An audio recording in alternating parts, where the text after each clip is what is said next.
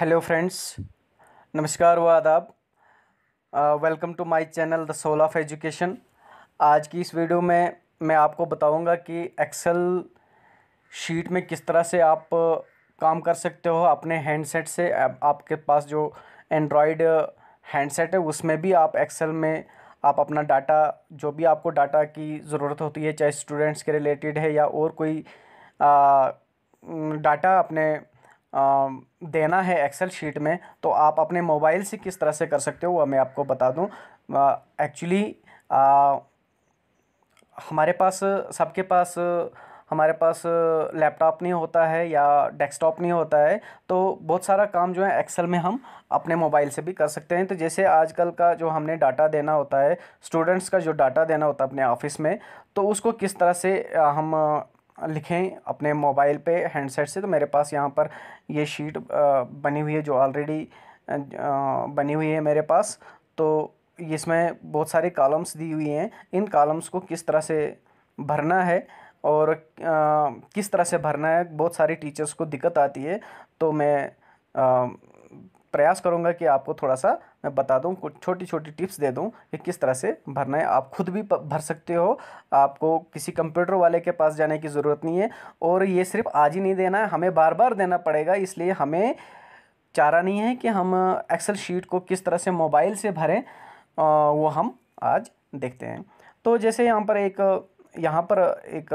लिखा हुआ है नेम ऑफ़ द इंस्टीट्यूशन। आपके स्कूल का नाम क्या है जहाँ पर जिसका आपने डाटा देना है। तो यहाँ पर जैसे मैं अपना लिखूँगा MS राहल लिख दिया। अब आपको दिक्कत आती है कि यहाँ पर ये कॉलम जो है बहुत छोटा होता है, इस तरीके का होता है, बहुत छोटा। तो इसको बड़ा कैसे कर सकते हो आप? इसको यहाँ पर आपने क्लिक करना है, बी पर क्लिक करना है और इसको अपनी उंगली से ऐसे ड्रैग करना है, तो ये बड़ा हो जाएगा। ठीक है। और इसको और छोटा करना होगा तो फिर बी पर आपने क्लिक करना है और इसको अपने बाएं ओर ड्रैग करना है। तो इस तरह से आप इसमें अपना ये अपने स्कूल का नाम लिख दिया। उसके बाद class, for example class 8th, name of student. देखो ये भी बिल्कुल, ये कॉलम भी बिल्कुल नैरो है, इसको हम वाइड कर सकते हैं। हमने ये डी पर दबाना है और इसको ड्रैग करना है इधर के लिए, दाईं ओर ड्रैग करना है। तो ये सेल जो है ये बड़ा हो गया। ठीक है। अब आप इस पर जो भी आपने लिखना होगा, नाम, स्टूडेंट का नाम, वो लिख सकते हैं। ठीक है। जैसे ABC नाम लिख दिया किसी का। उसके बाद पेरेंटेज XYZ। ठीक है। जेंडर या तो बॉय या girl, boy. Date of birth जो भी बच्चे का होगा डेट ऑफ बर्थ, वो इस तरह से लिख सकते हैं। जैसे 24 अगस्त 2020। ठीक है। एडमिशन नंबर, आपका रजिस्टर के पास जो एडमिशन नंबर होगा रजिस्टर पे लिखा हुआ, वो लिख सकते हैं। उसके बाद कैटेगरी दी हुई है SC ST OBC जनरल या अदर। जनरल लिख दूंगा मैं। उसके बाद रिलीजन, बच्चे का रिलीजन क्या है, तो मैंने यहाँ पर हिंदू लिख दिया। आधार नंबर, बच्चे का जो 12 डिजिट का आधार नंबर होगा वो लिख सकते हैं। ठीक है। उसके बाद मोबाइल नंबर। ठीक है। आपके बच्चे का जो मोबाइल नंबर होगा वो यहाँ पर लिखना है हमारा। उसके बाद है एग्ज़ामिनेशन जोन, समर या विंटर। तो हमारा विंटर है तो विंटर लिख दिया। Maximum marks in previous class का जो एग्ज़ामिनेशन था उनका, जैसे इस बच्चे का 7th क्लास का एग्ज़ामिनेशन था प्रीवियस ईयर, तो उसमें मैक्सिमम मार्क्स 500। और इसमें से कितने लिए, कितने ऑब्टेंड किए हैं, फॉर एग्जांपल 410। अब परसेंटेज निकालनी है तो बार बार परसेंटेज निकालना बड़ी दिक्कत आती है, इसलिए इसमें हम क्या करेंगे, फार्मूला पुट करेंगे। तो फार्मूला कोई भी बनाना होगा तो उससे पहले क्या आना है, इज इक्वल टू लगाना है। उसके बाद ब्रैकेट्स में जो हमने फार्मूला लगाना है, परसेंटेज का फार्मूला हमने लगाना है। तो परसेंटेज का फार्मूला देखिए, यहाँ पर 410 अपॉन 500 मल्टीप्लाई बाय 100 लिखना है। तो 400 कहाँ पर पड़ता है, किस सेल में पड़ता है, ये जो है यहाँ से ये जो कॉलम है वो कौन सी है, ओ कॉलम है यहाँ से, और यहाँ से क्या है 4 नंबर कॉलम। इसलिए मैं यहाँ पर क्या लिखूँगा, यहाँ पर लिखूँगा मैं ओ, और यहाँ ओ यहाँ पर है और यहाँ से क्या है 4, तो मैंने ओ 4 लिख दिया। अब क्या करना है, मैंने डिवाइड करना है, डिवाइड का सिंबल डाल दिया। डिवाइड किससे करना है मैंने, 400 से और 500 से। 500 कहाँ पर है, यहाँ पर n है कॉलम और यहाँ पर रो कौन सी है 4, तो मैंने लिखूँगा n4 और उसके बाद मल्टीप्लाई का सिंबल यहाँ पर है।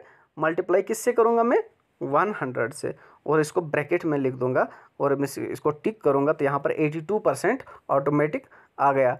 और उसके बाद नेम ऑफ द बैंक, अगर बच्चे का अकाउंट खुला हुआ है तो बैंक और उसका ब्रांच लिख देना है, JK बैंक, और ब्रांच का जो भी नाम होगा XYZ, ठीक है। 16 डिजिट अकाउंट नंबर, उस बच्चे का जो भी अकाउंट होगा वो लिख देना है, ठीक है।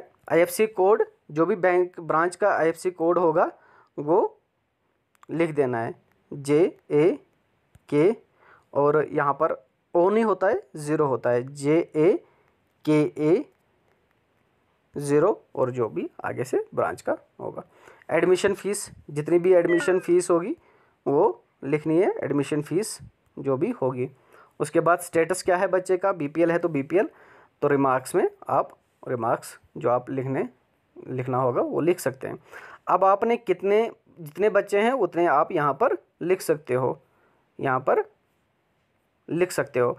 जैसे आपने यहाँ पर एक नाम लिख दिया, यहाँ पर कोई और नाम लिख दिया, लेकिन आपको लगता है कि बीच में एक और नाम होना चाहिए था, तो आपने क्या करना है, एक रॉ इसकी बढ़ानी है। तो आपने क्या करना है, आपने यहाँ पर क्लिक करना है और यहाँ पर एक प्लस वाला सिंबल आता है, ये प्लस वाला, इसका मतलब नीचे आपने एक रॉ और बनानी, तो आप दबाओगे तो बन गया।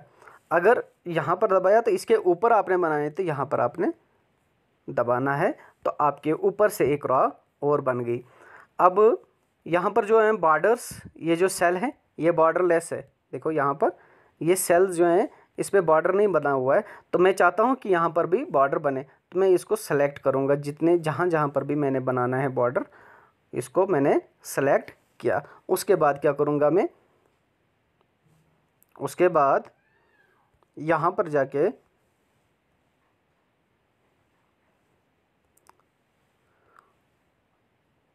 उसके बाद बॉर्डर में जाना है।